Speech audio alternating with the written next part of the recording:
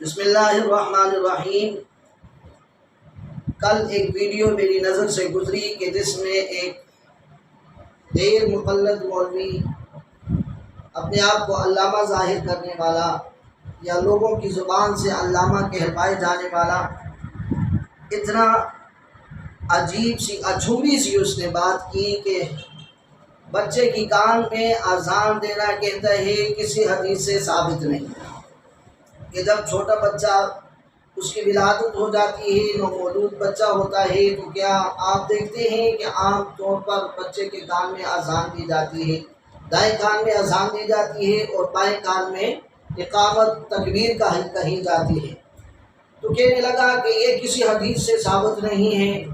یہ ہم اس کو رواج کہہ سکتے ہیں کہ یہ رواج ہے۔ اور بھائی تجھے سنت میں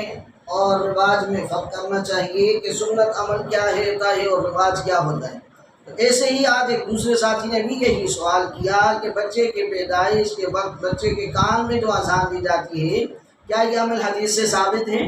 مدلل اور مفصل جواب عنایت فرمائیں۔ تو میرے بھائی، سب سے پہلی بات، سب سے آسان بات یہ آپ ذہن میں رکھیں کہ جو عمل اتنی تواتر کے ساتھ اتنا متوارث ہو اور متواتر چلتا آ رہا ہو تو یہ اس کے متواتر ہونا یہ بھی ایک سنت ہی ہے، سنیت ہے۔ دوسری بات یہ ہے کہ نومولود بچے کے کان میں جو اذان دی جاتی ہے اس کے متعلق نبی کریم صلی اللہ علیہ وسلم سے قولی اور فعلی دونوں طرح کی احادیث مبارکہ موجود ہیں۔ چنانچہ ترمذی شریف کی روایت ہے کہ حضرت عبید اللہ بن ابی رافع اپنے والد سے نقل کرتے ہیں کہ میں نے رسول اللہ صلی اللہ علیہ وسلم کو حسن بن علی کی ولادت کے وقت ان کے کان میں اذان دیتے ہوئے دیکھا جس طرح نماز کے لیے اذان دی جاتی ہے۔ فرماتے ہیں کہ میں نے دیکھا اور آپ نے بھی سنا ہے، میں نے بھی سنا بھی ہے، سننے میں بھی ہے کہ رسول اللہ صلی اللہ علیہ وسلم نے حسن کو گٹھلی بھی خود دی، ان کے کان میں اذان بھی دی۔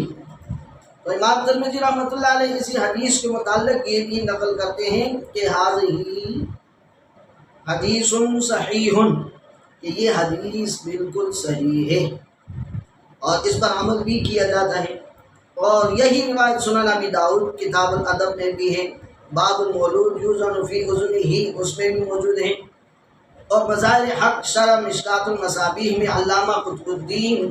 خان دہلوی رحمہ اللہ بھی یہ لکھتے ہیں کہ اس حدیث سے معلوم ہوا کہ بچے کی پیدائش کے بعد اس کے کان میں اذان دینا سنت ہے۔ مسند ابو یعلا مسلم میں حضرت حسین رضی اللہ تعالیٰ عنہ نے بطریق مرفوع یعنی حضرت صلی